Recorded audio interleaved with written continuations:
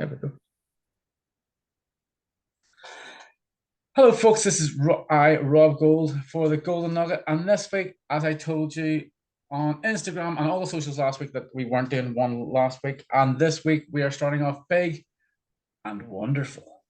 Because today, we have got the wonderful, the only Brian Maxwell. That's me. I'm that words that you said. Hello. Hello, everyone. Hello, all you wonderful golden nuggets. You are so delicious and tasty. Hello, Brian. I just want to thank you for coming on board here for this evening. And that, so as I say, I have got you here for a couple of reasons. Because one, you're a very good talker, and also a very good listener. And so what I want to talk about is this evening. So I know you're very, very into your kind of Lord of the Rings kind of stuff, and Ever so slightly. You're very good with voices. So I just want to delve into that, just that wee bit of information about voices, and just to give the people sort of like a kind of cameo to what you kind of can do for those out there who love to hear voices. Well, it all started when I was born, and then I started talking, and then I was left alone in my room with cartoons and sugar, and then the voices started. Not in my head, but from my actual voice. And I would have rows in the playground in school about, no, it doesn't sound like that. It sounds like this. This is the way the voice is. And for whatever reason, anyone who's into voice acting, it's acting with the voice. It ties into musicality. So I'm not a musician, but I will rock a karaoke session like nobody's business. And the idea of listening to people and hearing characters in shows and stuff, I have my wife driven demented. Because she can see it when I see a character on a show that I haven't seen before. And it's like, oh, new one, new toy. I've been trying to learn how to do a Canadian accent. Have you watched Letterkenny? That is something I haven't actually feasted my eyes on yet. Oh, it's so silly and good and unique, and it's Canadian cultures is all I can tell you it's about. It's just it's so good. And there's heavy wrestling tie in there as well. There's a particular clip that goes down very well. A lot of wrestling references, which is what piqued my interest. Yeah. But the voice is that like the main character does. I've been really trying really hard to get me head around it, and it's the strangest inflections. So like they start the show out in a cold open. All the lads banter together, and it's always introed kind of the same way. So it'd be something along the lines of, so I was on a podcast with my friend there the other day, and then they just fire into it. And I've been at that particular inflection for ages. And if anyone has seen Letterkenny, you know exactly what I'm talking about. And you can tell me how bad that was, because I've not practiced it enough. But I know when a voice is okay. Because I get, you just know. It's like when you're playing football. You know when you scored the goal, goes in the net. So the thing with, said Lord of the Rings, everyone loves a bit of Gollum and Smeagol, don't they? Isn't he a great lad altogether? He's a catch. He's a catch, some would say. Yeah, I mean, see, people would say I am really good at kind of catching the slippery fish, but don't give me any of those stinking chips. And that's but one aspect of that voice, isn't it? That's Smeagol. That's the nice fella. We like him. He's lovely. What about the other fucker? The heel?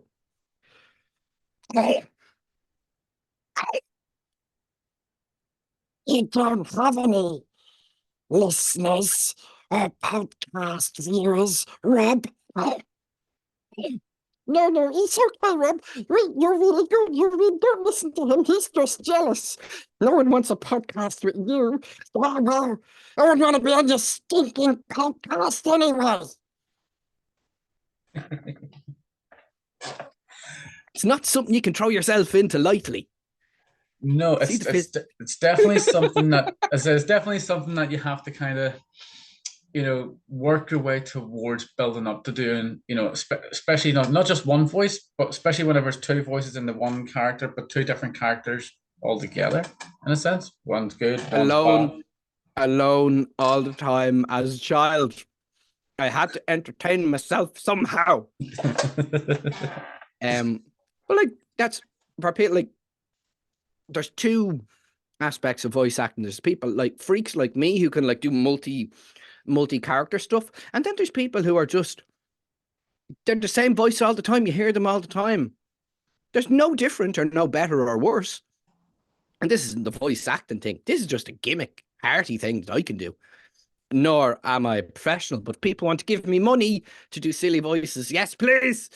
And I can do so many. I'm so good value for money, much good value for money. Very, very much so. And I know so because I've heard so many of them in my time so far of knowing Mr. Wonderful Brian Maxwell and his voices. Folks, if you want some voices, pay him some money, and he will do whatever voices he can do and whatever voices you want. Yeah. And he will give you value for money. There was something in value for the euro.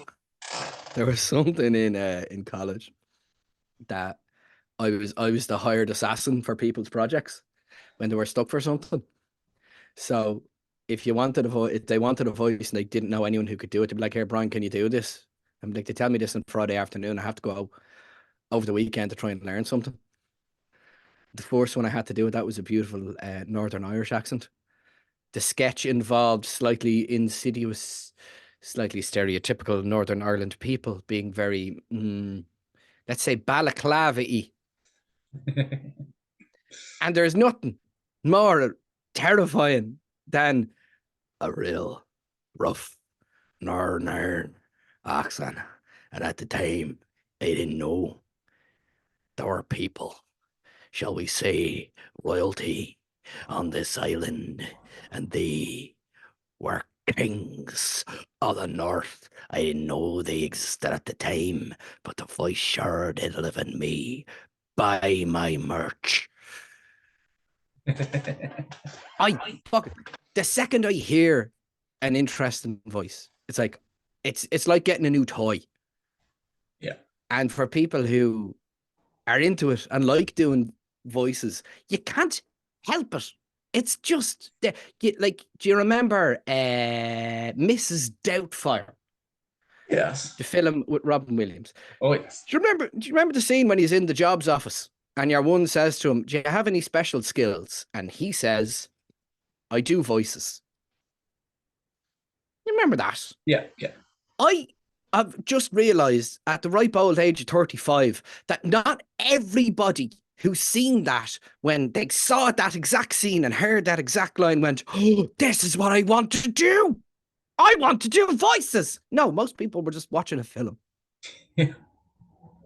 and that's the thing too, because what I find is, like, sometimes, especially even when you're younger and you're watching, whether it's a cartoon or whether it's a film, you tend to pick up on voices early because you want to try it out. Even if it's just for fun, you're just watching it back. It's like, look, I can talk like this, and then you're like, where did that come from? You know what I mean? It's like anything you watch on TV can relate to anything that you try to do or anything like that. And that's why, sometimes you get so many different people doing so many different types of voices because they're suited to maybe a more rougher tone in their voice, because sometimes they have a more natural tone to the way they talk, or some can go high, some can go low, some can go right down low, not that high.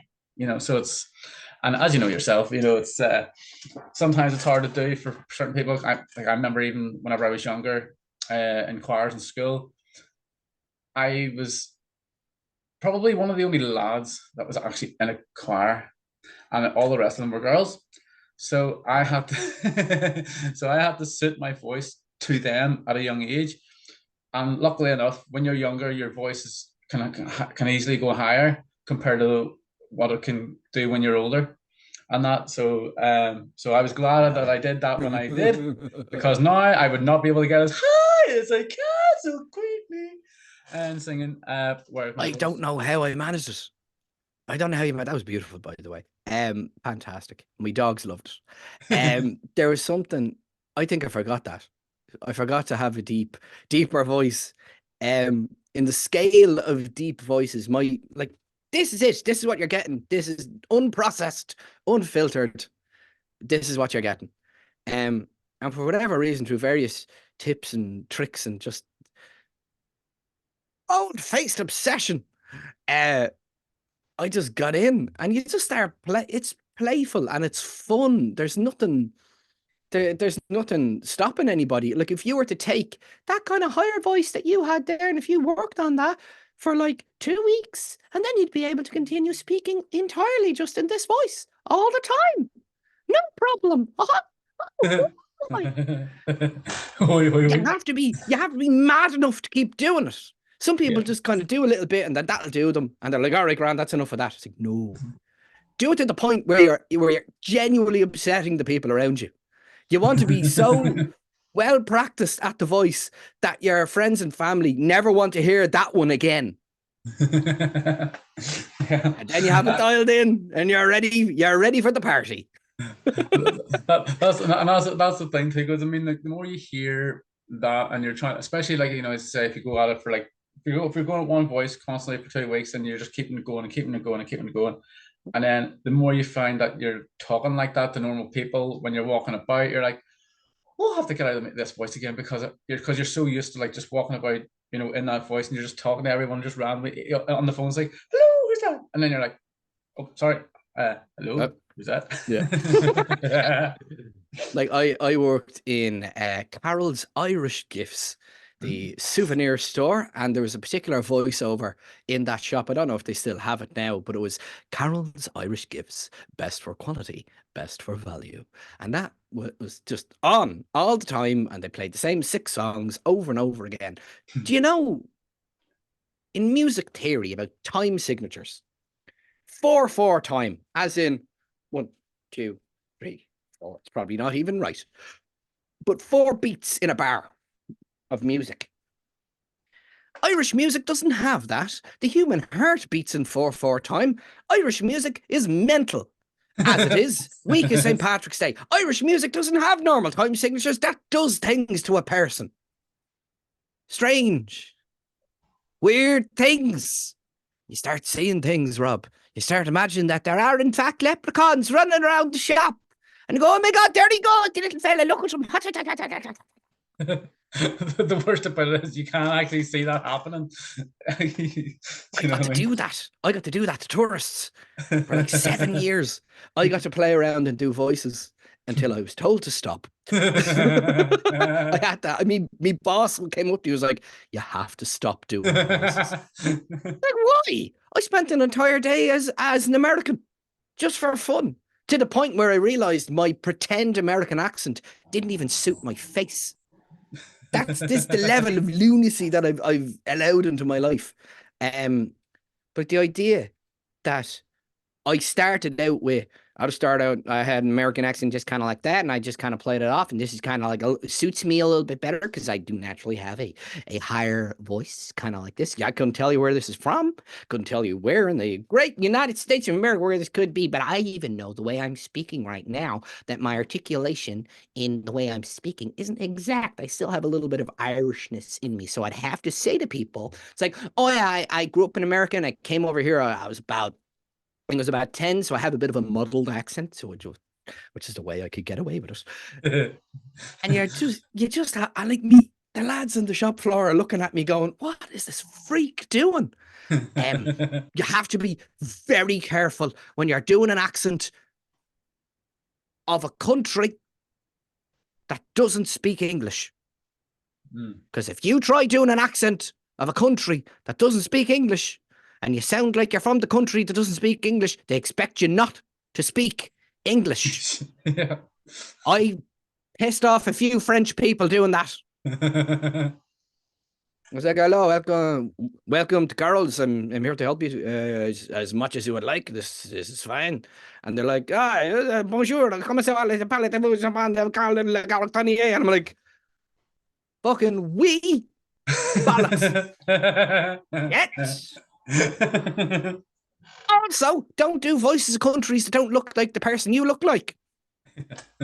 I'm not going to do those voices right now, but I will after we're not live here, Rob. I can do them for you. But I can do the voices of the people who don't look like me, and that's fun, but possibly racist.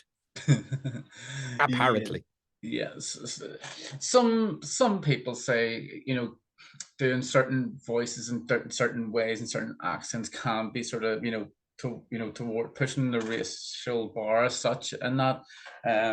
But the way I see it is, if it's in humor, there shouldn't be anything wrong with it. But that's just me. Do you know what I mean? Because I'm a humorous character in my own mind and my other friend's mind as well. All of them. They're all here. They're all here. Here. Here. Just pluck them out of the air some days. Yeah. There's John, there's Michael, there's Thomas, there's they're all here. All the cousins of the third world countries. They're all here. The lads. The lads from the flats. But yes, so as I say, obviously, we know how, say you're good with voices. So how did you actually get into doing doing the voice work yourself? Was it just a case of like, you watched a bit of TV, you seen a voice that you liked, I'm going to give this a try and see what it likes? It was always just, it's something you don't think about if you don't do it. Like, why does a person play football? Why does a person play the violin? Usually because your parents tell you to do it. My parents didn't tell me to do voices. And for some reason, I didn't get any attention doing them either. No one asked me to do them. No siblings, cousins, aunties, uncles, or anything. It was just me on my own. No one told me to stop. That's what the problem was. No one said that I shouldn't do it. I stayed away from it for ages. It was just something I kind of dabbled with in my own time, and I just kind of played around and sat in my room and talked to myself. And then I got into college in 2008. She'll fucking date me. Somebody said 35 wonderful years on this world. And I never knew that I had any kind of like practical application at all. I didn't even think of voice acting. I didn't even think of acting like that. I was just like, this is just something I do. And then we'd start doing like radio dramas and like whatever it is called now, podcast shows. And they're like, you'd write a script and be like, that voice would be cool. I'd be like, yeah, I can do that. What about this voice? I can do that. What about this voice? Give me till Monday and I'll be able to do that. And it just was like, this is the thing. Great. More of that, please. More. And the more voices you done, do you think it was better practice doing more voices, or was it easier doing more voices, or is it harder doing less voices as such? Because some people, as I say, sort of have a bit of a mixture whenever it comes to the more voices to do, the more lost they feel when doing voices compared to maybe doing, say, 2 or 3, where they have more, time to do those 3 voices compared to, say, doing maybe, say, 20, 30 different voices. It's such, like, if you're naturally inclined to do it like I am, it's such a compulsion you don't even think about it. But for people who actively are trying to do other ones and are trying and just it's all about curiosity. It's all about fun. There has to be an element of giddiness about it. That's what does it for me. Yeah. Can I do this? I wonder what that would sound like. What if I was speaking right now and I made me voice just a little bit gruffer? It's the exact same voice, but now I sound like somebody's granny.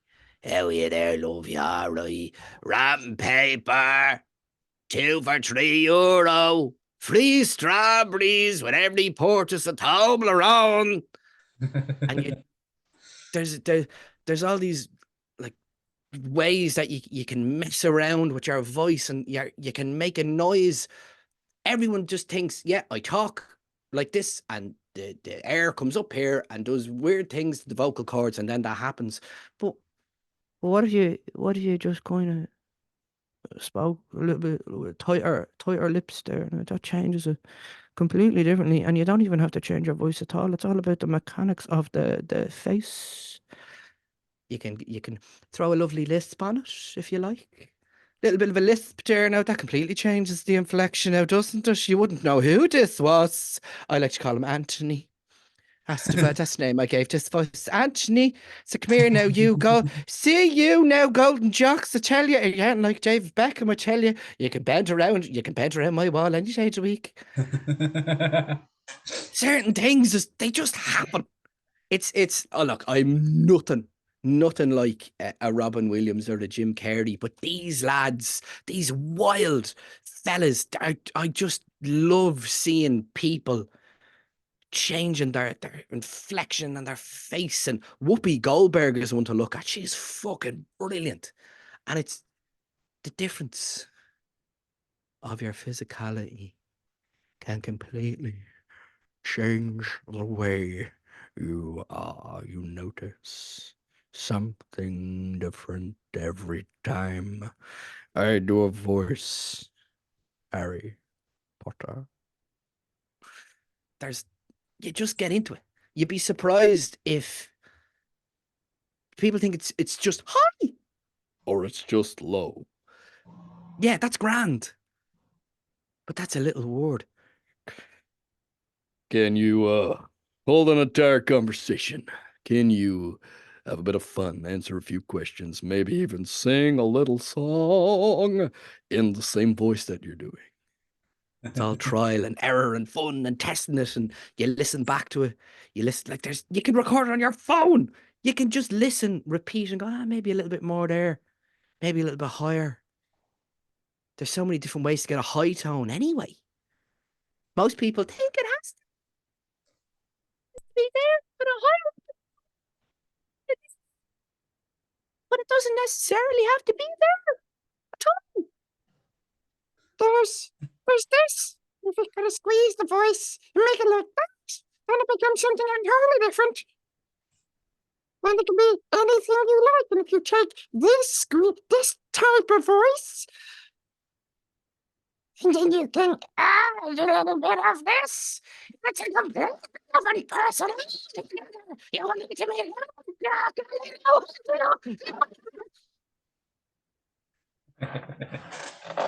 I have been tested. I'm kind of mental. I know. And that's what we love. We love that. and that's the thing too, because I mean, some people don't bring their own personality to the voice as well. Some people like just to try to sometimes mimic the character that people maybe want to voice it, but then to give it your own spin, you would put your own sort of, your own characteristics towards the actual character, with whether it's facials, whether it's the way you do the voice, whether it's, as I say, just, your mannerisms, and things like that. And people sometimes don't actually see how much work actually goes into doing those types of things, as well as the voice as well. Because I mean, yes, there's plenty of practice has to go into each voice, but when you're doing, everything else to go with it, it's a bit different. Sometimes people find it trickier doing that compared to the voice, and sometimes it throws people off the way people, see it. But like your own everyone's natural voice, I think, has its own place and its own range of characters that could play into anybody's natural speaking voice. And there's nothing wrong with that. Everyone has natural characteristics, either physically or vocally, that is going to be so much more valuable than someone like me who does like parody versions of already existing voices. I struggle with doing stuff in my own voice. You ask me to read a script as a character, even if I write a script and I write, the second I have to do something like just in my own vocal range, I'm fucked. I can't, it's a real like block for me. Because then if I just like throw on a character, I'm like, oh, off to the races. I don't have to worry about it. I don't have to think about it. I'm following an already pre-existing pattern or a recognized pattern of like, oh, well, if he's a noble knight on a quest, ha ha! You know, I've seen that before, so I know it follows a certain pattern, and then you can maybe tweak the writing. But like you see it a lot with people who play like tabletop RPGs, Dungeons and Dragons, and all this type of stuff. And the amount of work that goes into a character's background. Mm. I have a character. I've two characters that I'm playing in RPGs. One is on the Nerds Are Us YouTube channel that's in production, and it's Future Wrestling. It's a role-playing game based in wrestling, and my character is Captain Jack Freedom.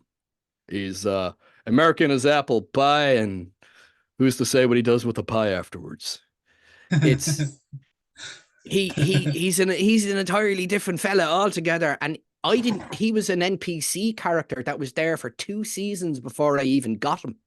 So he had a backstory, and they were going, here's a character for you, see what you can do with him. And I was like, oh, what do I do?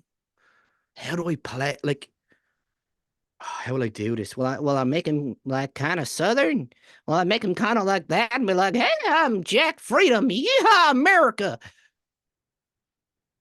Will I be like, hey, like Eddie Kingston, Yonkers? Will I be kind of like that? Or bada boom, realest guy in the room. How you doing? Like, do you do that? Or even like, I don't know, man. What do I do? What's the funnest voice that I know of that I could do of an American person? So that Patrick Warburton and Markiplier. Yeah. Markiplier and Patrick Warburton. It's Patrick Warburton, Peter. Hey, Peter. Hey, Cusco, the poison for Cusco, the poison used to poison Cusco, that poison. That voice, but I love Markiplier. I've been watching him for years, but he did a thing called Unus Annus. And if you haven't seen it, you never will ever again, because it's been deleted. Right. And for those who know, they know, and memento mori to you. When he was doing that particular style of show, he had a particular way that he would speak. Markiplier. Hello, Markiplier. Thanks for watching, and see you in the next video. Bye-bye. I was like, how do I manage to get the two of them together? Mm-hmm. And then the character, it grows legs itself as you're talking with people and workshopping with people, and it grows on its own. And my other character that I'm playing in a home game, a Dungeons and Dragons, we're playing The Curse of Strahd, of those who know. And my character is Urbana Romi. He's a Vistani, I believe you would call a gypsy, but I like to just say that I am me. And why wouldn't I want to be me? I'm beautiful. Yeah. Talk about having a personality trait that's similar in your characters. Both of them are very provocative in the way they like to communicate with others. I like to say they're consensual pests, you know, just on the playful side of, would you like to maybe go home with me? Excuse me, I've seen you from across the bar, and I wanted to say that you're beautiful, and I'd like to buy you a drink. No, thank you. Well, that's fine. But you have yourself a wonderful night, and thank you for your time. I'm working out a lot of personal things through these characters, as a happily married man with a nearly 2-year-old son. So my characters get to do things that I don't currently get to do in the daytime. So like, you can use it like that as a means of like wish fulfillment, or you can. It's a hobby. It's a hobby, and it's a passion that does have practical uses, maybe. But I'm still going to be doing this, like, regardless. And it's something that it feeds into so many different aspects of like storytelling and acting and just fun. And like for people who like it, they love it. And people who don't but are interested in it, you're interested in it for a reason. I wonder why that is. It's so Yeah. curious to see people try and think and figure out their way. And this is something I've been at since I've been alive. So it's something that I would be fascinated to see people just starting out who are like, oh, I was listening to the Goulden Nugget with the Golden one, Rob Gould, and they're like, oh, voice acting, that sounds fun. And they go from, I'd be adored to hear what people are doing and how they're coming up with stuff and where they get their ideas from and how they do their thing. But like, it's like, why does a fish swim? Why does a bird fly? Why is Brian still doing those stupid voices? It's just the thing. I can't help it. And that's the thing too, because like people with the voices, like I mean, like as I say, people get into it for, as I say, like differently. They might hear a voice on the radio. They'll be like, all right, voice sounds all right. I'll try this one, and then they might watch a bit of, Coronation Street, and they'll be like, oh, haven't done this accent before, and they'll be like, yeah. Do you know what I mean? So they'll pick it up in different things, and then as I say, I think the more I'd say the younger you would be, and the more you're watching TV, and the more you pick up the voices. I think the fact that you hear all these voices, and you're going like, okay, quite a lot of these sounds familiar. They sound the same, so I'll go for that one. And then you can just roll off the top of your tongue different things and things like that. Because I've seen it myself, like even whenever I was a very young age, all about 30 odd years ago, sitting watching cartoons, and as I say, you were watching, what would it be? Even like whenever I was still 15, 16, like, watching Rugrats, you were still, when you were still, sort of in bed just watching that, and you were like trying to do the voices between Tommy and Chucky and Phil and Lil and that, and we were like, you just, yeah, it's just one of those things. Sometimes, like, I mean, you could get into it a wee bit, but then you're like, sometimes it's just, you just lose track of which ones you would do and things like that. How do you keep track of which voices you're doing? So if you're doing, say, 3 or 4 voices, and say, like, for someone who's maybe, or even for something that needs a table read or something like that, and you're having to do you do them separately? First of all, I would love, get me at a fucking table reading. Thanks very much. Please and thank you.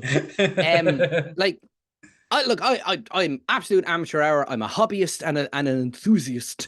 But I'm very aware of where my voice is at all times.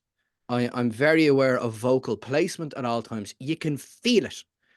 You can feel where, I know where my voice is and how it's resonating and how it'll sound, and like it's all physical for me. Some people are very can't explain, like they don't know the mechanisms of how a voice gets to where it gets to, and they're very much would use like a test phrase, and they'd use it that way. I know for certain characters, I'll have certain, you have certain words you might go to, or certain phrases that you repeat over and over again. But that's for like, there's still 2 categories of it. You would be very surprised what you can just do with your own walking around voice, with just a little bit of technique and a little bit of focus on how you're emoting. And it's all acting. Because you're ultimately, if you're thinking cartoons, you're trying to voice a cartoon character and put emotion to an animation that has no emotion to it. So the only way you can do that is vocally. Yeah. And there's something in that. If you had an opportunity to think, oh, well, I can't do voices, so I can't be a voice actor or do anything in radio or voiceover.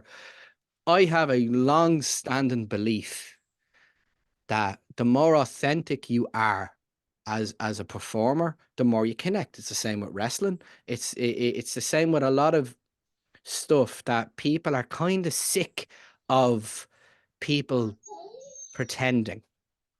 people want genuine, real, authentic connection and real emotion and real feelings. And that can be done with what you have without having to do all this vocal gymnastics. I'm a mental. I know I'm mental because the last time I cried, I saved it for later so I could use it when I needed it. And it's something, and I've spoken to a therapist about it. It's interesting for some people, but for someone like me who's an active, energetic person, I have to get it out some way. And that happens in the reverse. If I feel a strong emotion, it rattles me. But then I'm able to tap into it and get out there. If I need to be happy, I can be there. I can be happy. How's it going? Yeah, all right. Having a good day. How's your ma? Great to see you. I know where that is vocally because I have been happy once or twice in my life. And the opposite scale, the opposite end of the scale, you can just, hi. Yeah, all right. Yeah. Me? Yeah, I'm fine. Why do you ask? And that's just me. And that's just my voice. But there's it's real. Yeah. And you can do that. Anybody can do that. It's acting. It's just voice acting. That's the difference. And I would be annoyed at myself if I didn't tell people that they could do it. But also, don't too many people do it because I want to do it too. And that's the thing, because like, as I say, obviously, like, I know with voices that that you've done before and things like that. So give me a rundown of, like, say your top 3 voices that you would say that is your favorite go-to voices, and and also what's your least favorite voice to do as well as a voice actor. The least favorite ones that I can do, I can't do now. Because like that, it's either a particular race or human being who doesn't actually look like me, and if I do that voice, people will get pissed off, or I look without actually doing it. Christy Brown, people with the needs that are special, I can do that voice, and some people don't like that because it can seem demeaning and disrespectful, but it's just a vocal trick for me. But yeah, I can understand why someone wouldn't want someone sounding like, I'm gonna say it, like you have Down syndrome, because that's not fucking cool to play that. Yeah. That's kind of bullshit. And there has to be a respect given there as well. Yeah. But they're the ones I hate doing. But as in vocally, one that I can do that I'm like, mine, this one. I hate doing this one. This one's shit. I don't like this one. That's why I do so many others.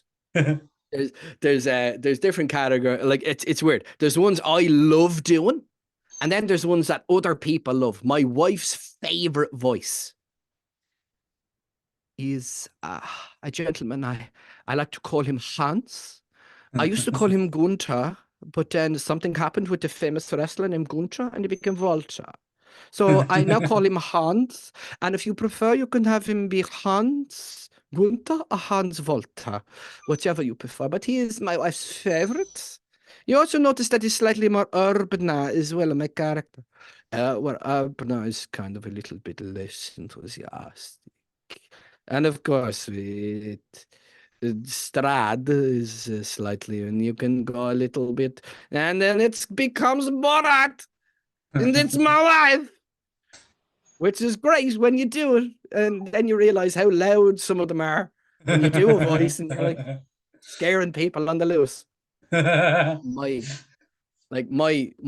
favorite voice to do, I love mythical creatures and characters and all that kind of stuff. And I love like the big, scary, like the dragon at the keep. Who disturbs my slumber? You think you will take my gold. You will not take my gold. Of gold. I loved. That's my favorite voice to do. But and that's fun. That serves the story. Like I've done like a couple of mini series on YouTube about just like character voices and stuff. Just to, like, it's like I have to do it somehow, some way. And that's fun. And that gets me thinking about storytelling and thinking about a character, and like it's just great to pretend and have fun. Like the equivalent to me being able to imagine a story based on characters I can do. Yeah. And I had a story about like a bridge troll. And he was just like this. Hello, I am a troll and you are on my bridge. Can you please give me some money and I will let you pass? It's like, I was like, what can I do with that? What can I do with that? Oh, troll with money. No one carries money anymore. Oh, yeah, okay, yeah, right, I'll do that again. Right, yeah. This is the type of stuff that I kind of play into and I try and have the crack with, but like that's just me trying to entertain myself because, only child and left to my own devices. You just start playing these games with yourself. Oh, yeah, good boy. Hello, dog friend. Hold on, I can speak dog. I think my dog hears all these voices and he's like, he wants to do his own voice as well at the same time. Yes. Good boy. Yes, you're a good boy. What, do you want to make a podcast too? Is that what it is? The dog cast, they call it? Yes. Yes. All the better if your dog is a golden retriever. No, on brand. No, unfortunately, no. It's a wee Springer Spaniel. Wee Springer Spaniel. All right, we'll keep him for now. Yes, you're being kept for now. Oh, you're good boy. Yes, you good boy. Yes, you sit nice. Good boy. Here's a paw. Here's a paw. Good lad. Here's the other paw. Good lad. Now, Rex, go search me some heels. Give me a beer. Give me Gould Nugget Monster. There we go. Thank you much. So yes, so as I obviously the voices are wonderful. So just want to sort of pick your mind a wee bit. So obviously, I know you're very good with doing promos and things like that. So I just want to pick your brain a wee bit here about this as well. So obviously, I'm a big fan of wrestling as well as yourself. And so obviously with your voice work and things like that as well, what I'm looking at as, someone who likes promos myself, if you were given a promo to teach someone new to wrestling, who would you base it on? So for those who maybe as I say, like watching wrestling, but don't really know the gist of doing promo and things like that, this is a bit where people, would sort of give a battle with someone whenever they're on TV with, or, in the ring with, or at a ramp or on a ring. Who would you base your one off as such? And what would kind of be the best advice to give to someone who's just starting out on promos? Be yourself. Be exactly who you are. Sit down in front of a camera and just read a Wikipedia article out loud. And there's the random article generator on Wikipedia, and you just read a little bit of the article, and then you think, right, how can I make this interesting? How would I do this if I was angry? How would I do this if I was scared? How would I do this as a good guy? How would I do this as a bad guy? Not even worrying about the phrases, how you articulate and how you can get across emotion without needing to worry about the words. The words happen naturally. Scripting is all well and good until you get out there and your first two lines don't hit as well and the crowd starts shuffling. The best part about doing voices and performing vocally is also listening, or to hear different inflections of people's voices. Like my favorite may not be everyone else's favorite, but you can see the way Hulk Hogan was. Let me tell you something, brother. You're gonna come and you're gonna try and defeat. It's like, okay, that worked for the time. And then you had the Macho Man. Oh yeah, you think you're gonna come and you're not going, yeah. And there's all of that, and everyone had that vibe for a while. And then you broke into the, into The Rock and Austin, and I'll give him credit. Triple H can hold a mic as well, but Stone Cold is fucking Steve Austin up to 10. Dwayne Johnson, The Rock. Don't know if anyone's heard of him. He's a nice fella, a little amateur actor. I don't know what he's doing recently, but like he's himself right up with full energy and full enthusiasm, and full of anger or full frustration or whatever. You can see it the way Cody Rhodes is working recently. He has a completely different way of going about things. Like Jake the Snake is a mold breaker. A Mankind is a mold breaker. These guys who had a very different way of getting across a message to people. So you, as a performer, will have to consider what you actually are. You have to be very, very realistic with how you're perceived by other people.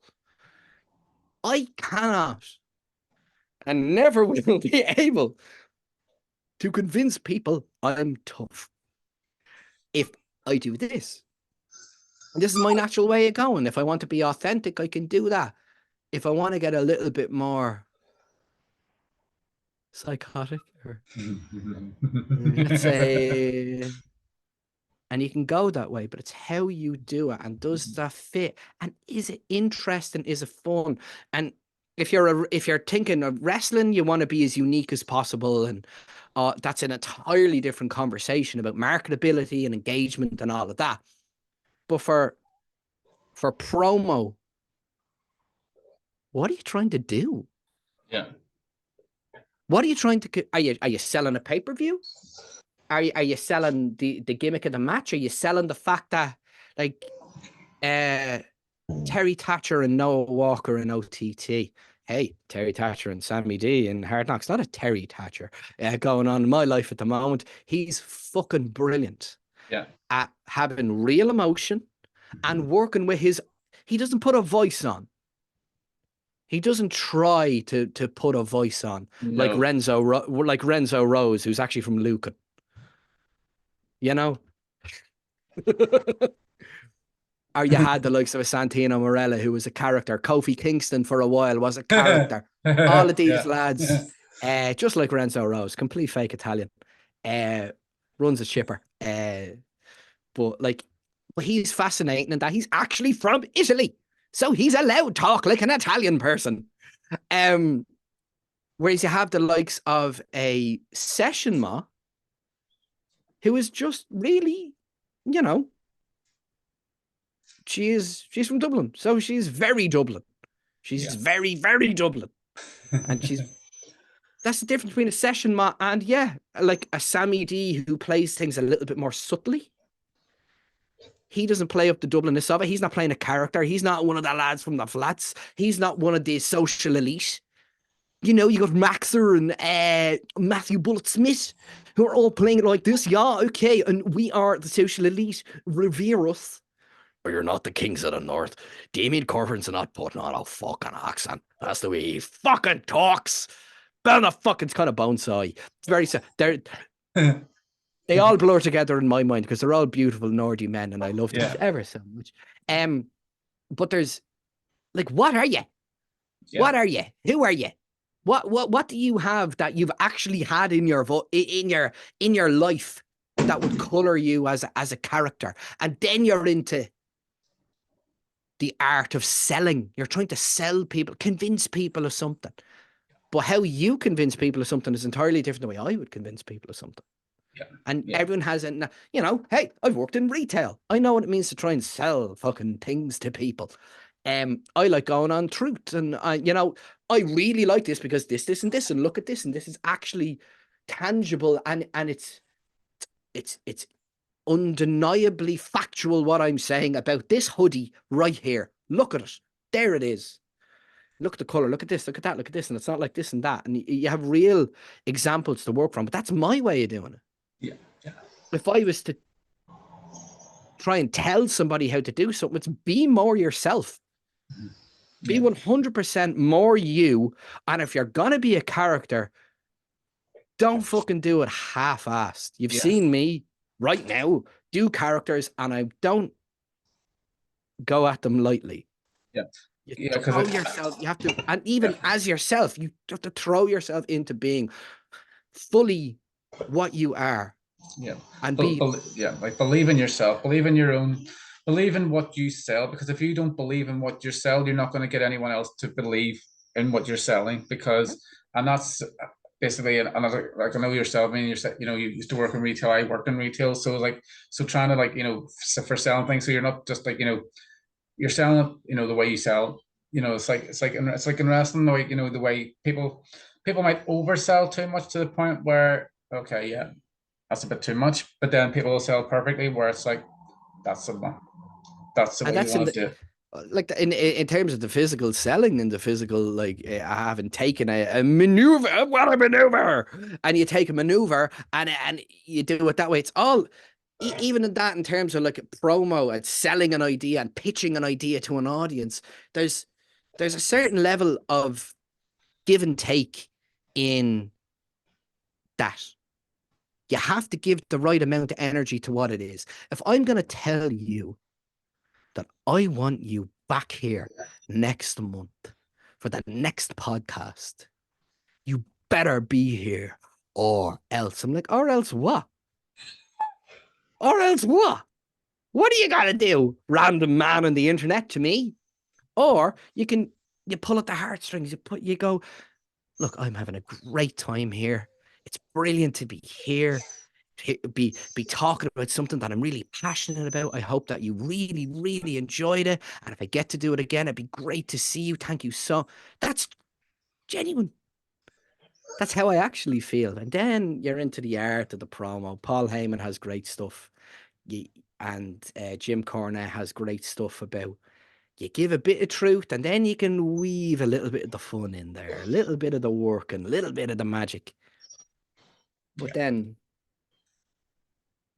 well, it depends on how you are as a person. Will always dictate your vibration, your vocal performance, your physical performance. It's all there for you.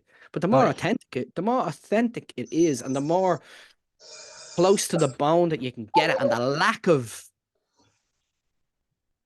that 80s, 70s, I'm gonna get you. Yeah. That, will you? Been there, done that. Even the dog doesn't like it. No, he's going like, it's like, oh, that's Hulk Hogan stuff. It's like, it's no good to me. He's more of a long-term storytelling dog. He is. He's a good one. Put your one up. Good lad. He's like, what's going on? But no, as I say, because I mean, obviously, I mean, there's people out there, say, whenever it comes to, like, you know, some are better than others, you know, in what to do when it comes to selling, whether it's selling, you know, cutting a great promo and that, and some have gotten better that I've seen on, especially with OTT and things like that. You know, you've seen yourself, like, you know, like I said, I've only been watching it for about just over a year now, and that, and seeing people grow from last year to now, the way they're portraying themselves this year has gotten, you know, they've upped their level, you know, from not just in the ring, but like cutting their promos, doing the video packages, you know, things like that. And because the more people sell that, the more it gets you into the product itself. So even if it's just selling that match, even as a promo level, I mean, you look at BDE, for example, with the way they're sort of packaging themselves and that, like keeping it like almost sort of old school, but keeping it new and keeping it fresh, you know, so fresh that you know, Andrex are putting a complaint in about there's so many toilet rolls being used in their videos and that. But the less said about that, the better. Sorry, Josh and Nikki and JB for that.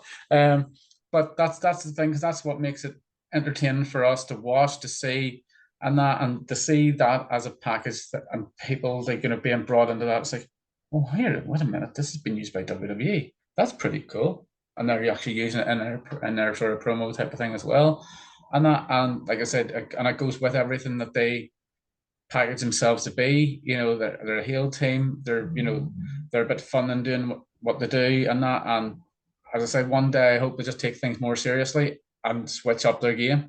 And they're willing to be made fools of, which is very rare in heels. Everyone wants to be cool. Everyone wants to be tough, and everyone wants to be like, yeah, that's great. But like is that always? Can you always be tough? Can you always win? Not if you're not Hulk Hogan.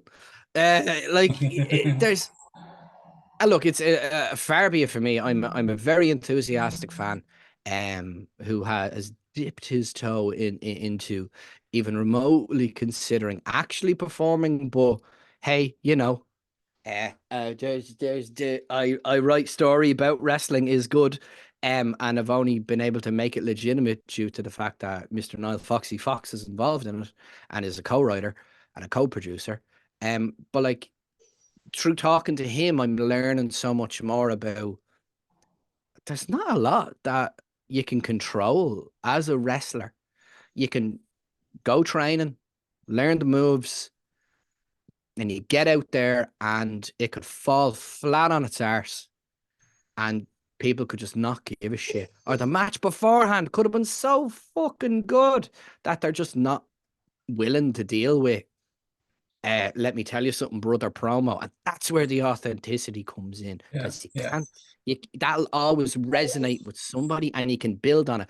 BDE have been great in taking a little bit and building on it, a little bit and building on it, a little bit and building on it. And I'm not just talking about like the layers of toilet paper that they could probably build their entire papier-mâché house with at this stage.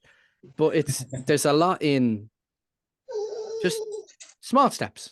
Yeah. Little steps. Small steps will get you there, because if you're paying attention to the audience and you're getting like legitimate criticism and feedback off people, and you're willing to listen to that and improve and try and get yourself to the next level, or try that voice out, try that, maybe think a little bit differently, come at it from a different angle. Yeah. I've been at this for ages and it's not getting anywhere. Go the other route, Yeah, because I mean, you see yourself. I mean, there's so many people who, within wrestling, like, they'll stay the same kind of character for ages, but then not change, and then be like, okay, so this isn't working. Should I change, or should I? Do you know what I mean? Because sometimes it's not all up to them. It's up to whoever's like basically in charge of the promotion. This is the way they want them packaged, and sometimes that can be a bad thing, because they might try and keep them packaged like that for their careers, and they'll be like, no, I don't want packaged this way all the time. I want to be repackaged. I want to be this, because the fans aren't getting behind this character. I want to go this way.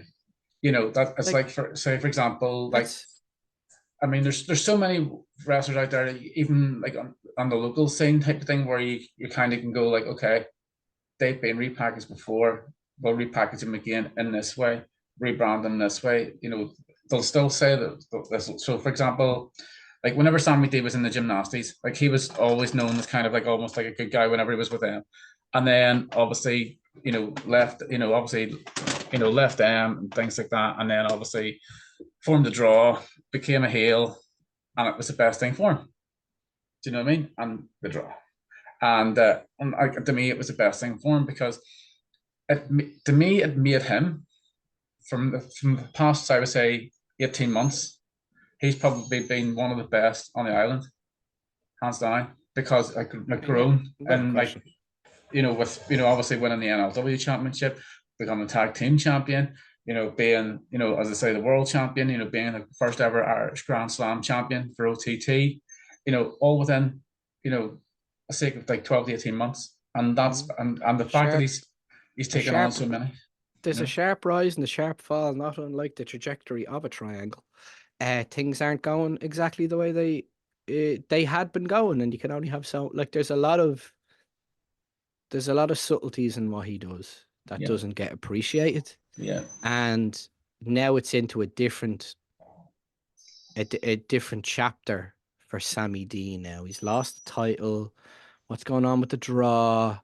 You know, there's subtleties going on there with Jay. There's subtleties going on with Maxted and Be Cool are kind of off doing it's interesting because there's a lot going on.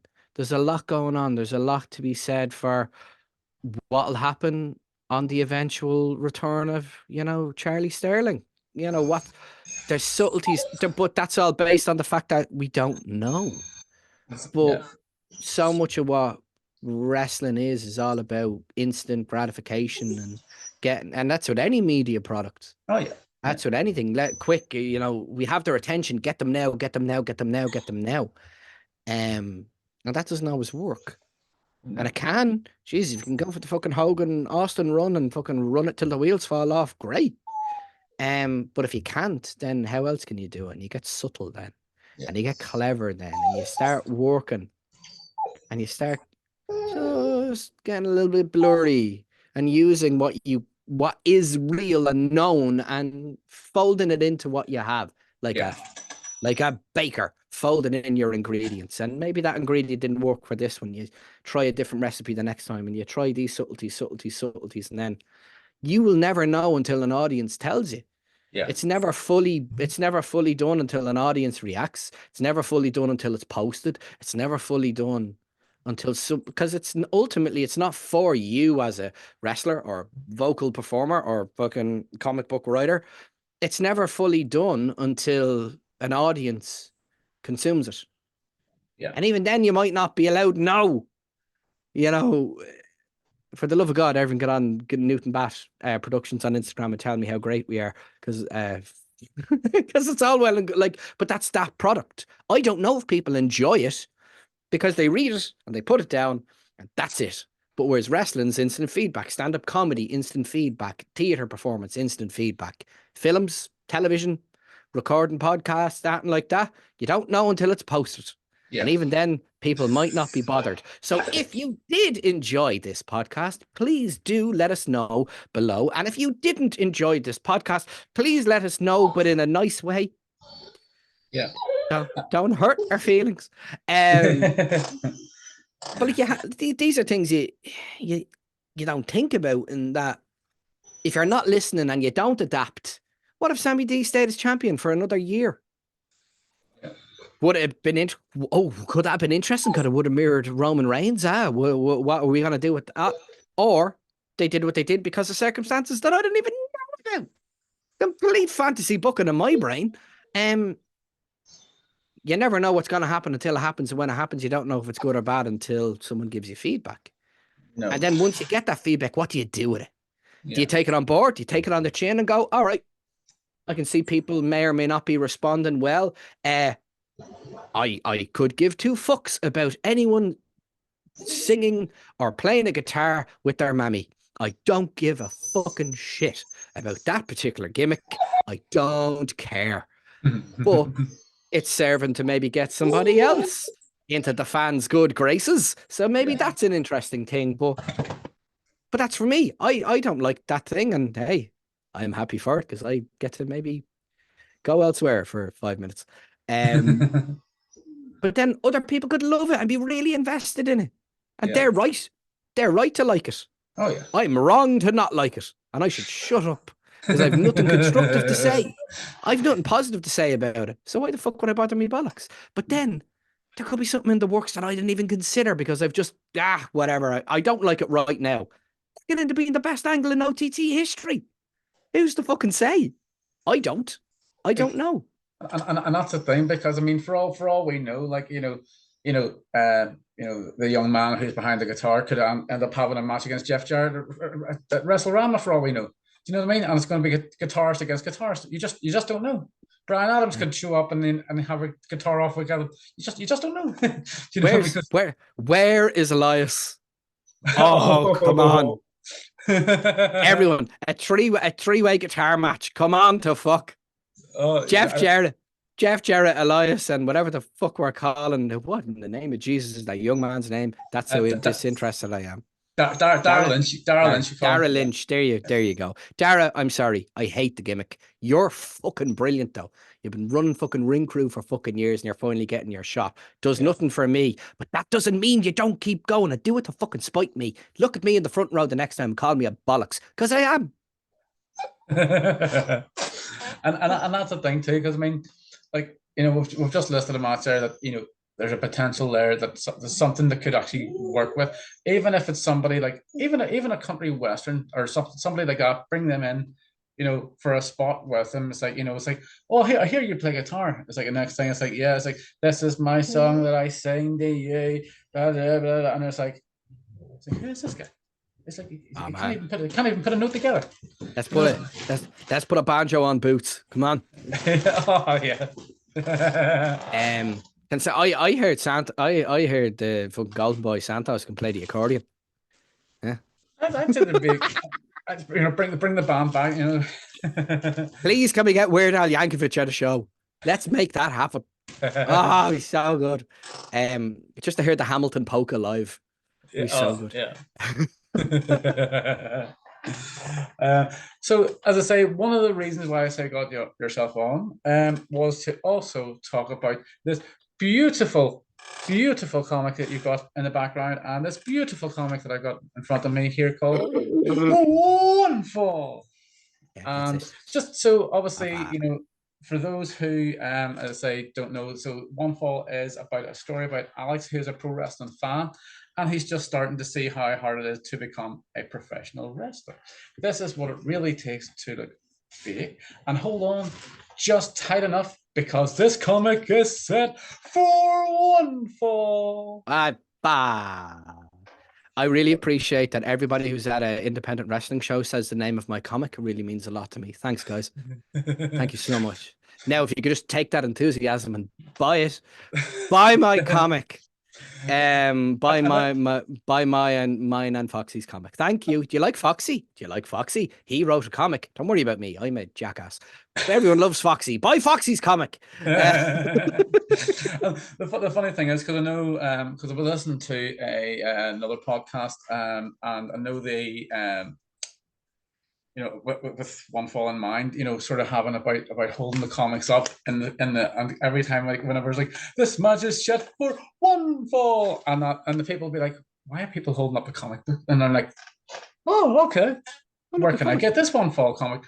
No, Fox. It has not gone past our recognition that we should like make like fold out signs or something with the logo on it.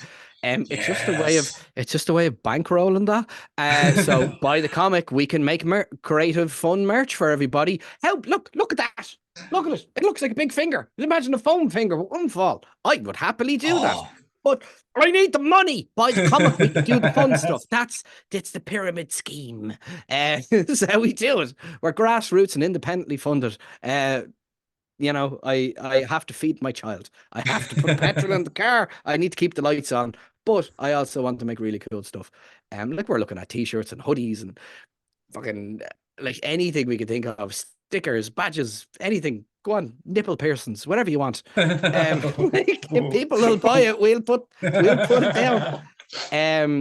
You know, this next piercing is set for one nipple. One nipple. Foxy's gonna kill me. Stop derailing the pitch.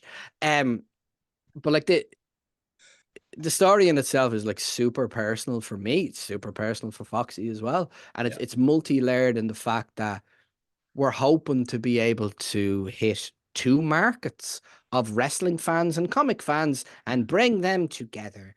Because just fuck it, give me your money. But like I'm a writer. I've been writing since I was like 12. I love stories, obviously love characters and voices, and a lot of this is me putting a bet on myself. This started from one of Foxy's streams. Someone asked him a question of what would you do if you weren't reffing or actively involved in wrestling. And he said, I'd love to write a comic. And I said, oh, that's great. Do you know any writers? He was like, not really. He was like, oh, I know one. He was like, who? I'm like, me. And the rest is history. And like, I put a bet on myself, and I jumped on a Zoom call with Foxy. We started shooting ideas back and forth. He is, now, look, he's gonna really hate this. The chap's a fucking genius when it comes to storytelling and like presenting and visual ideas, both wrestling gimmicks and storytelling. Oh, yeah. He's really fucking smart. And he really is, and that's the thing. He doesn't get enough credit for that, and I know he doesn't like taking credit, and that's the thing about Foxy, because we know what he's like. On that level, because I mean, we know, like I've seen, I know we've talked on stuff before where he's good at giving people advice, that are in front of the camera, but he's not good at taking it for himself, type of thing, to use for himself. Whereas for others, he would be like behind the camera going like, okay, you do this, you do that, fine, grand. By his own admission, and the video logs are there to prove it. But he's a fucking genius. He's talk about voice acting. He's got equally as many, maybe not as many as me, but certainly extremely impressive vocal changes he can do. I have to sit down with him and see how many actual voices he can do. I haven't tested them. Challenge Foxy. Challenge for Foxy. But like, he's like, look, he's literally like, he's my creative partner, my co-producer. I love the guy unequivocally as a human being and as an artist. He does, see the bead art he does, holy shit. The way he takes, see, look at that, see in the background there, Rob Good, yeah, available. Mr. Nell Foxy Fox. But like, in the same way, everybody has a version of creativity. I believe everybody has a version of creativity in them, or a version of presenting, or a version of acting in them. Like an expression I heard was, everybody has a book in them, or a story worth telling. I think everybody has something in them that's worth being on a podcast or in a wrestling ring or something like that, if you can just figure out the angle of it. But like, that was something that me and Foxy took. We took really personal experiences of me being a wrestling fan and him being a wrestling fan, and him being having trained as a pro wrestler and since become a like intergalactic standard of pro wrestling referee. But there's something in, we have poured everything into this. Everything I said about be authentic, be yourself, give 100% of yourself, it's in Onefall. Yeah, it's there. Yeah.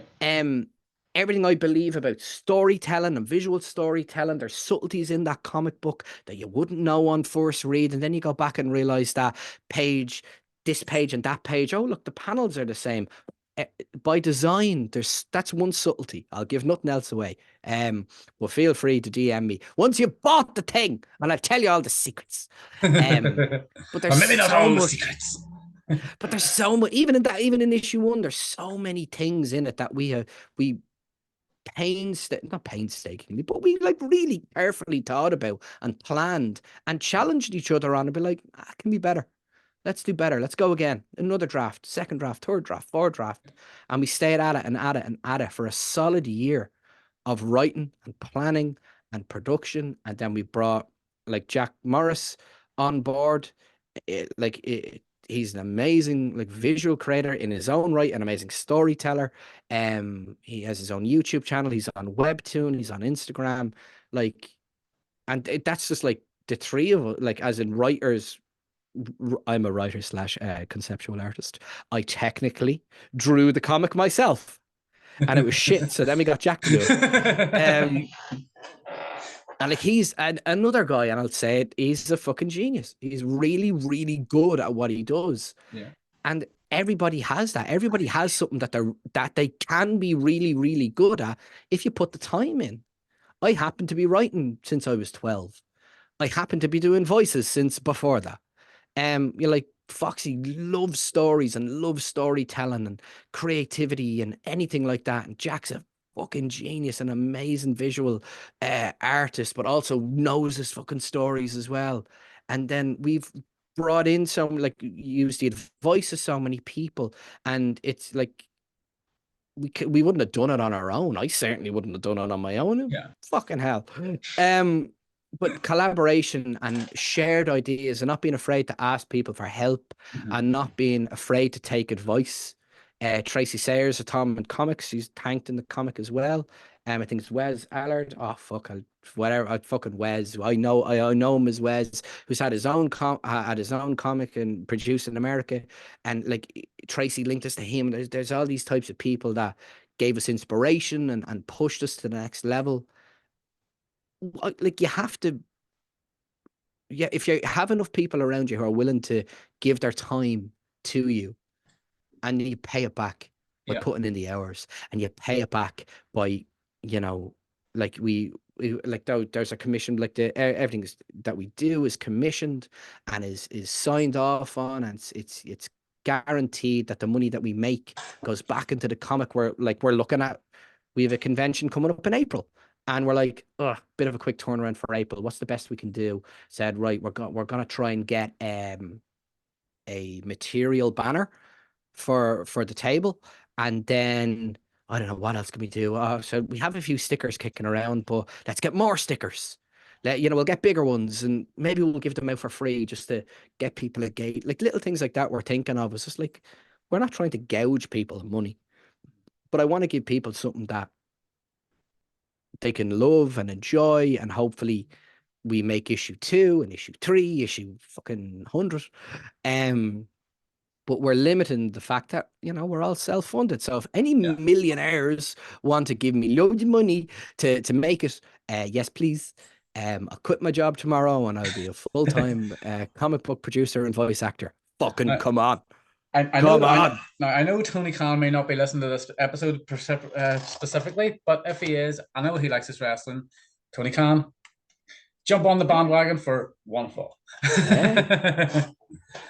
But that's the thing. It's like, so you're talking about there, potential, further issues and things like that. So obviously, when as I say, obviously with this already being out, this is issue number 1, and that obviously the fans are expecting an issue number 2 at some point. How far in the process were you sort of, because sometimes different people do it differently, where they might start writing on episode, on like number 10 rather than number 1, because they want to start at the end, but rather than the start as such. What was your process in actually sort of coming up with not just the idea of this being issue 1 as such, but then obviously, what's the mindset for going into number 2? We have up until issue 10 fully written. We know exactly issue 1 to 10. It's the first major. There's 1 to 3 is a mini arc, and issue 1 to 10 is the original story that I had conceptualized and brought to Foxy, and then he added his stuff and he added his ideas and went, oh, I like this, maybe tweak that and add this. So like we have up until issue 10, maybe issue 15, but like, you know what I mean? Like we have a full story planned, and we've laid the seeds of issue 5 already in issue 1. There's little things that we have we have this full concept of ideas and this full idea, like we're trying to tell multi-layered, interesting, multi-character stories. Alex is our main character right now that you know of, and as far as you're concerned, the story is just about Alex. We have other characters that will be introduced and that actually might be more popular than Alex. And we do have a tiny provision after issue 10 to maybe we go a little bit with this character or that character or this character. And ultimately after issue 10, we start going on the road with them. They're not trainees anymore. They're going to shows in England or France or Japan, maybe. We have all of this kind of worked out. But there's a set idea, a set story. It's a good fucking story. I'm really, really, really proud of it. And I want people to see it, because ultimately you're going to hate me, because there's a twist coming and it's going to get you. I hope. Like that's we'd be cackling at ideas of like, oh, people are going to hate. Like you've read issue 1. Yeah. Bet you weren't expecting that to happen to the Ma, were you? Can't say I wasn't surprised. Yeah, but like we're swinging hard. Yeah. We're swinging hard early on to hopefully, like you say, hey, what happens in issue 2? I can tell you, Yeah. in issue 2, Alex goes training. Ah, nice. Alex goes and takes a bump for the first time, and everything that entails.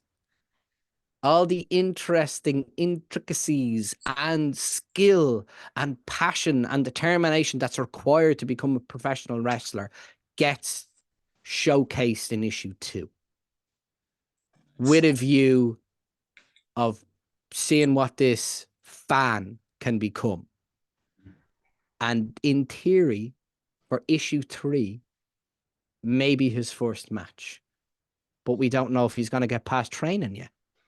Ultimately, I don't know if we're going to sell enough of the issue to see if issue 3 will get made. But that's an interesting way of saying it. Like, there's so much involved in it that like, I'm not being cagey. I don't want to spoil that, but being realistic, I can only show you issue 10 if you buy issues 1 to 9. And everyone who bought issue 1 needs to buy issue 2, and everyone who bought issue 2 needs to tell a friend to buy issue 1 and then buy issue 2.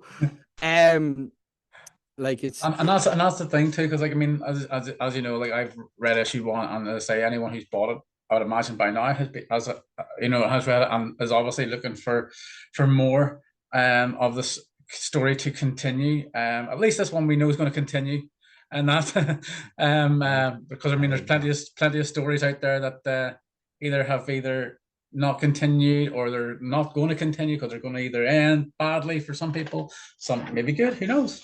And that's the thing. But with One Fall, as I say, it's a really good comic, really well written, really well laid out, and that which is what you want in a comic as well. It's not, it's like, I mean, you say yourself, it's it's a fan, it's a wrestling comic, comic type of thing, but even for those who don't get wrestling, the fact that even if somebody who was just on the comics looks at saying like, oh, okay, what's this about? I'll pick up this issue, see what it's about, and actually be really into it. Do you know what I mean? So it doesn't take someone who's into wrestling to actually know what this is actually about. Like we could have gone at it. And thank you. We could have gone at it like full on wrestling terminology, full on this, full on that. And we toyed with it. Like, Foxy put me right. And was like, only on the basis that he was able to share a really interesting personal view about wrestling and about him as a performer. I was like, oh, this isn't just a wrestling comic anymore. This actually has heart about what it means to try and do something that's maybe putting you outside of your comfort zone. Yeah. Like we talked about with the voice acting, like we talk with promos, like we talk with that. And there's a lot in it. There's a lot, you can draw a lot from this.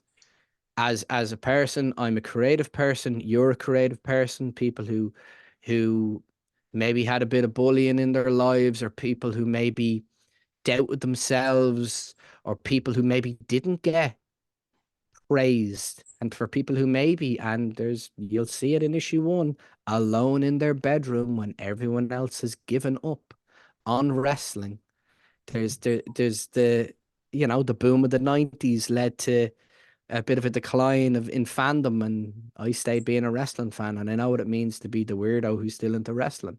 Or you could be the weirdo who's into Magic the Gathering, or you're the weirdo who's into, pick your favorite video game, pick your favorite football team, pick your favorite, all of this kind of stuff. There's a lot in it. I have like really, really tried to give people a very personal story from my point of view. Foxy's given an extremely personal story from his point of view, coupled with like legitimate expertise and Jesus Christ, what, like 15 years? I must confirm with him. Like easily 10 years plus experience of pro wrestling and focused creativity of staying in it and watching it and being like really fuck you, Foxy. You're really clever and handsome and brilliant, and I love you to bits. Yeah. There you go. But like this is so much passion and love and care and detail that we've put into this purely to honor wrestling, first of all, to put a bit of respect on wrestling as an art form, and Yeah. then using a medium like comic books to showcase this. It's a visual, wrestling's a visual medium, so you need to use a visual. That was the second decision. Was like, well, it has to be a comic because wrestling's a visual medium. Yeah. Yeah. Like, yeah, it's a comic now. Yeah. I was gonna have it be like a podcast. Hey, vocal performer. Yeah. Or was it gonna be a book? Or was it gonna be a like where we're gonna do live action? Yeah. Well, and that's the thing, and that's the thing too, because I mean, down the line, obviously, say we get down the line where there's maybe up to issue 10 done and out, you could think of like if even doing something like an almost like an audio series book from 1 to Been 10, thought of? or even from 10 to 20, but keeping the comic running at the same time as well, That's for those who want to just read it as well as having the audio. Because I mean, obviously, you do the voices, Foxy does voices, and I'm sure you could get some like a female voice artist, unless if you're very good with your female sort of vocals as well, type of thing. You could actually throw that into there as well, and that would be, There's like it's something we'd considered, and we have the Ko-fi page there, we have our PayPal there, we have our Instagram page. It's something that it's been considered, but it's just a really dirty expression of having money to fund it. And Yeah. yeah, we could do it all off our own back and pour Yeah. so much time into it. But to what end? And Yeah. we're just on the borderline of, like, we were able to fund the first printing of the issue all by ourselves. Issue one, print one, fully funded by ourselves, and with help from people, got us over the line. And we were able to then, through the sales of the first print, pay back to people who invested their time and their money in us. And then we were able to print the second round of printing through sales alone, which I'm so proud of. Yeah. And we're on that rhythm now. Yeah. I have to applaud that, because that's not an easy thing to do. Do you know what I mean? Especially when it's just off sales themselves, rather without putting money into yourself for doing it. Do you know what I mean? So that's why I have to applaud that, because like it's not an easy thing to do. We're in that pattern now where we have a little bit of money, and we're like, right, well, we've got our second print, and we probably have enough comics to do us for the convention in April, and we have a little bit of money there. Let's see what we can put in to maybe get some more stickers and get that banner. And then after that, we'll probably have to throw a bit of money into it ourselves, and petrol money and all that. And it's like, it's all out of pocket. It's all out of our own pocket, and we believe in the product. We love the story. We like One Fall is older than my son. I was writing One Fall before my son was born, and as I speak, he's like 17 months old. One Fall is older than my child. So to say that it's who do I love more, my comic or my son? Don't go there. Don't go there. If you buy enough of them, I'll tell you.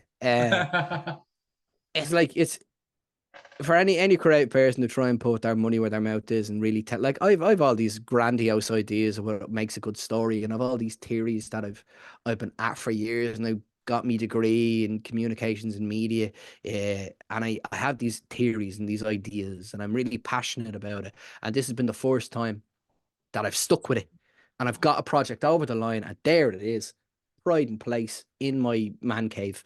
I'm so proud of it that I'd love for people to see the rest of the story. And definitely. Even at a push, me and Foxy have made commitments that we will at least get to issue 3. At least. And even for the people like yourself who have bought issue 1 and are interested in issue 2. If I have to, I'll just fucking buy up to issue 3, and for everyone who's gotten us this far, I'll at least be able to pay off the story for you, and you'll get a beginning, a middle, and an end. But only on, and that's bare minimum.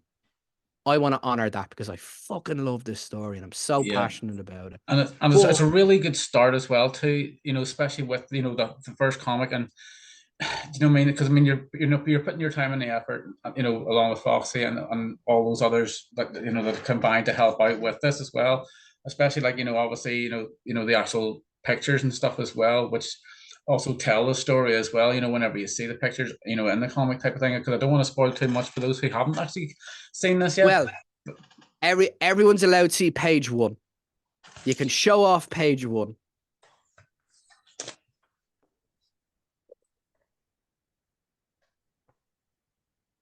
There you are. Look at that sexy waistcoat. Interesting. He looks so familiar. No. It kind of looks almost like what would you call that fella that he does a wee bit of like does a bit of announcing. Yeah, does a bit of announcing in OTT, Dennis Leary, aka Mr. Sexy Waistcoat. Yeah, it's Mr. Like that's like there's a lot of stuff we want to do with that as well, and put in rap like you'll see in the background of Alex's bedroom specifically. There's a lot of subtleties there and nods to things we love and other things. Some of it by Jack, some of it by Foxy, and some of it by me. Now there is actually something I've only just spotted this right now, and I just thought to myself, do you know what? This is actually kind of interesting because not too many people would have caught this on just until now. So obviously, the mother is wearing a black and white striped top. Wasn't lost on us. Yeah. The joy of working with Jack is not only is he like really clever, he's a fucking meme lord like the rest of us. And we did say to him, was like, did you make that stripe because Foxy's a ref? And he didn't answer us. Which means that is your answer. Like there's so much because of the way we've worked and because of the style of production that I and Foxy came up with and then gave to Jack. Things have set up in a way that we've allowed a little bit of serendipity. We've allowed a little bit of luck in that the way we conceptualized stuff and then provided descriptions to Jack, he was able to add so much of his own flair and personal choices and artistic choices to it that is only elevated. And that's something that I think is paramount in terms of creativity and any type of creative project, that you have to give people room to add. I could have gone in bit by bit and this way, that way, this color, that color, not that, yes, that, not that, yes, that. Yeah. And you lose. It's like scripting a promo. You lose a bit of magic, and there's so much in this that I never would have thought of visually. Yeah, and I kind of maybe could have, but there's so much in it. The color choices, the dynamic backgrounds, the just certain things that Jack has added to it that. Look, I'm the writer, and like, the art is the best bit. The art is the best bit. I know that, and only by the like Jack's amazing. It really is, and the thing about it, what sort of like I like about it as well, especially with the the artistic behind it as well too. So you probably know yourself. Do you know the game that used to call Comic Zone? Yeah. It reminds you of that element, especially with the wee boxes type of thing, where it's just they're just falling out from a page, and you're turning the page over and they fall out. That's what this kind of reminds me about as well. The way it's sort of laid out in that kind of almost like kind of format type of thing, where it's just like, oh, this is very kind of like out there compared to just like comic. It's you've got speech bubbles, blah blah blah. This is like like the visual style will lead to the part of the story that it's in. Issue 2 is a lot more action based, and will be a little bit more dialogue based. Like we're past the intro here. We're past this, the setting up stage of the story. Now we're going to start to get into it. You're going to start seeing a little bit more from the trainer and how he became a trainer, how he became involved in the training. There's a subtlety there of what exactly happened at the end. Interesting how he got chased to where he got chased. And if you pay attention to that silhouette at the end, it looks kind of similar to, you know, someone using furniture in a creative, aggressive manner.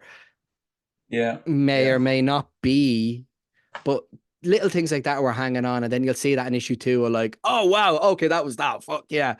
Because that's what I love that storytelling. Foxy's fucking great at doing that. I was like, all right, we're going to do this and we'll pay it off here. And then we'll do this and we'll pay it off here. Like there's so much there's so many really cool, clever ideas that are in issue 1 that won't get paid off until issue 9. Yeah. Yeah. There's stuff that's there that you look at it and you'll look at it and you'll try and predict it and you'll think, is that because of this and that and this and that? Maybe. It's all thought out and it's all like crafted and loving, you know, as lovingly. The best bit of a home cooked meal is the love that was given into it, and it's free. This comic isn't free, but it is €10. That's as close to free as we can get it. Pretty much, yeah. And the thing about it is, I mean, it's worth every cent. Do you know what I mean? And I'm actually glad I said cent instead of like penny there, because it's euro. The same style. I'll take your filthy farting money. Don't worry. The joy of PayPal and Revolut. Don't worry. We'll take it from you. I'll take all your money as long as I can put it in me One Fall bank account to buy more One Fall stuff. and that's the thing, folks. As I say, I just want to continue to plug this comic because it's a really good, well thought out comic as well. And as I say, I can't build it up anymore. I really can't, because it's just too good of a comic. Even like, you know, because I haven't been one of much for in the comics as such, but I always like, you know, supporting those who, as I say, who bring out new material and new beautiful material. It's absolutely, you know, it's really, it's got everything that you want in a first comic. If you're somebody who's not into wrestling, you don't need to be into wrestling realistically for this one, because as I say, it's just a start off one. But if you're into that's the trick. That's the trick, is that for people who don't know of wrestling or aren't wrestling fans, we hope to get you at least, if not to a show, that you at least appreciate why people like it as much as we do. And for people who love wrestling, that we give you a really fucking cool story. Definitely. And I think that's the thing too, because obviously, you know, and as I say, us as fans of the comic so far, we won't see that payoff until it gets to that latter stage of the comics itself, once they happen to be released in the order that they will be released in. And I would say the more comics are bought, the quicker that'll come out. Literally. Pretty much. It is cost, cause and effect, and cost and effect. Yeah. If I sell 50 comics tomorrow, that means I have that amount of money to invest in comics and time and more cool shit and maybe merch and maybe. And if people want certain things, or they think, oh yeah, I know a guy who does this, let me know. I need all the help I can get. We need all the help we can get. It's hard being independent, and it's hard being self-published, but it keeps us honest, and it keeps you directly connected to the product, much like a wrestler selling their t-shirt at a show. You know, it's going straight to us. It's all there. It's all available to you. And if you want to know anything more, or you're interested in where we're going next, we have an Instagram. It is Newton Back Productions on Instagram. You want to have a chat? I'll no bother with that at all. You want to know what's happening next, and if you're interested in the story, or you want to know some stuff, I'll happily talk to people about it. I love my comic so much. Some would say I love it more than my own child, which isn't true. My wife's going to batter me. Especially if you listen to that bit of the podcast as well. And that's the thing too, because I mean, so you mentioned there about so you've got a convention coming up in April. Whereabouts is that convention, and what date is the convention as Oh, well? that is a excuse me, I'm just going to very carefully stall, Rob, stall. So yeah, so I as I say, so literally so while Brian's looking for the date and the where the convention is at, as I say, the comic book, €10.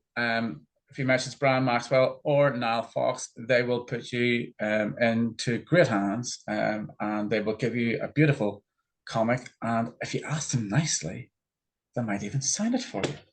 my signature is a smiley face. It is. It is. It's a beautiful little smiley face, I have to say. And Mr. Niall Fox is a It's beautiful very fox. fancy. It's very fancy. Have you noticed that his is in silver? What color is mine in, Rob? Oh, it's just like my name. It's in gold. Exactly. I'm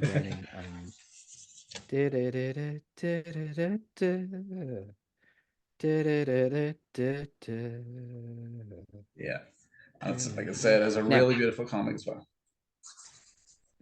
we are confirmed for boop boop boop boop boop boop boop.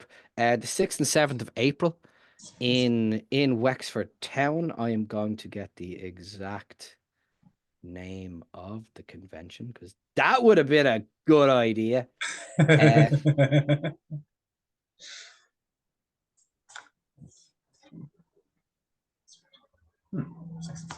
It's fucking go on Newton Back Productions and I'll tell you all about it. But there's links to follow. How about that? Because I'm not going to fuck up the name. I know it's in Wexford Town. It's going to be over 2 days. Foxy is running the Foxy Bros table for all his various accoutrements, his pop vinyls, wrestling figures, memorabilia, and mainly his beautiful, delicious bead art, of which you can see an example of behind you. Also available, Niall Fox. He has his Instagram page. It's all there as well. And I will be left alone running the Newton Bat Productions table. So I need all the comfort and conversation that I can get. Otherwise, I'll go mad, but nobody will know the difference because I'm already mad. But there's and if you do happen to see Brian at a table at the Wexford Town Convention between the 6th and 7th of April, and if you do hear about 7 or 8 different voices, that might just be Brian talking to himself. You just don't know until you get to this table.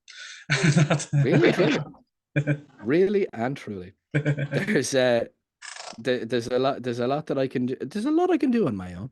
And I can only do so much.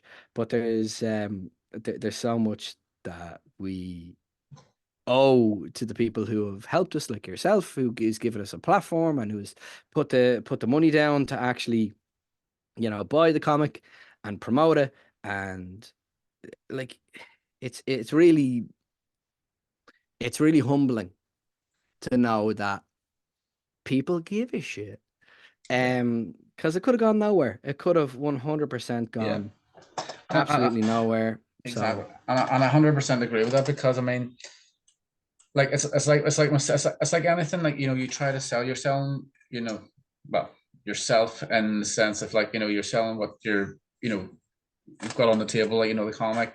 Like, I'm selling myself, being the character Rob Gould, and that as such.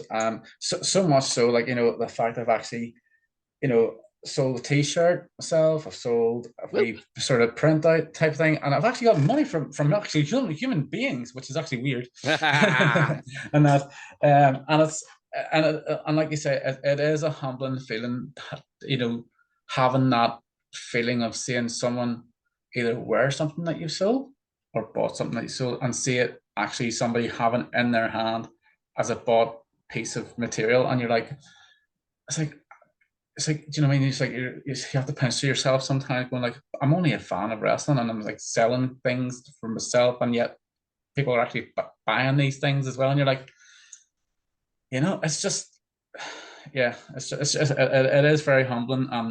like I know yourself, like you're blessed with everything that, as I say, with that comes, with that side of things. Madness. I'm blessed with madness. I do have the convention. It is Badoom, the comic book expo in the Talbot Hotel in Wexford.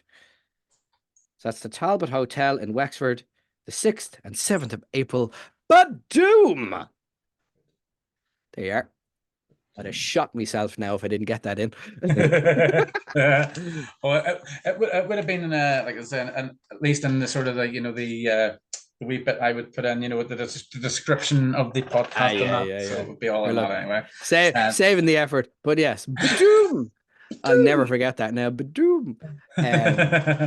Will it be our doom? We don't know. Show up and find out. If I'm not at the table, I'm under it crying.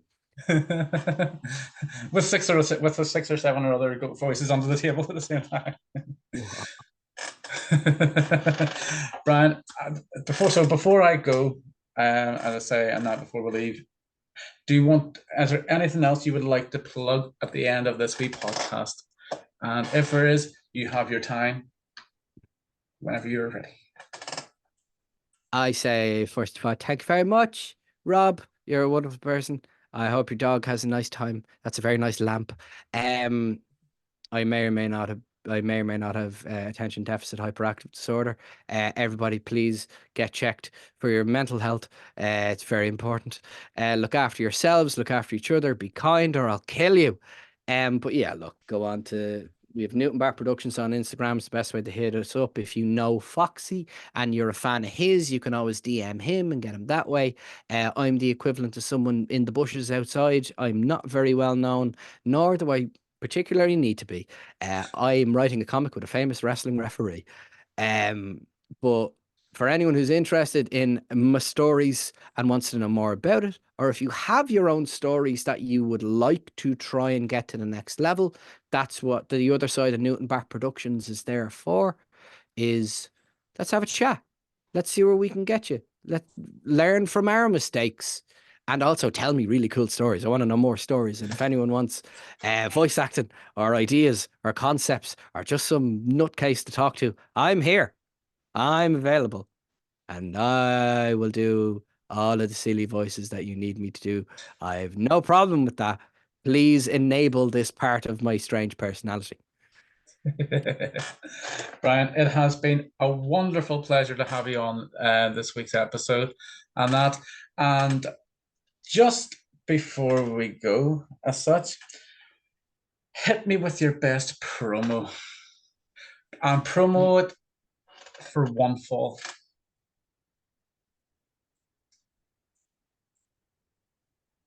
Comic books, wrestling, art, beauty. These are things that you may not possess yourself, but you can if you purchase the world's greatest wrestling-themed comic book. This next comic book is set for One Fall. Give me your money.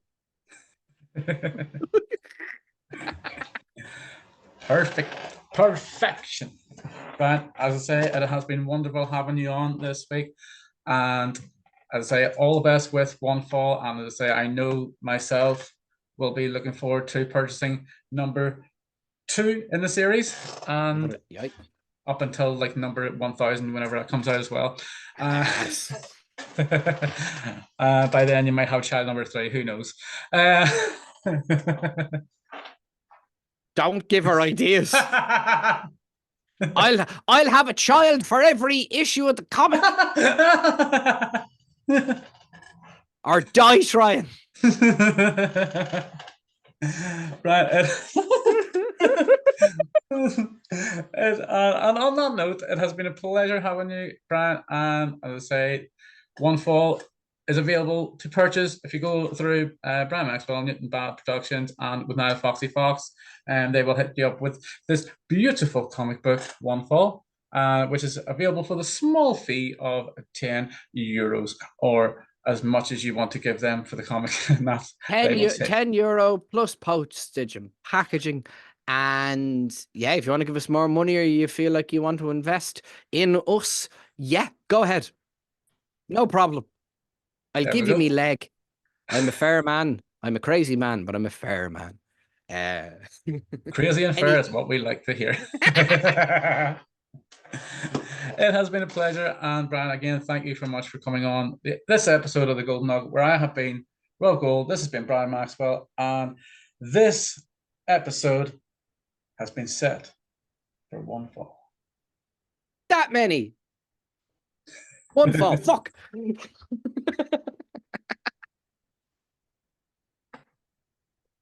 Oh, no. Where's the stuff? Where's the stuff? Make it stop. Oh, there's that there.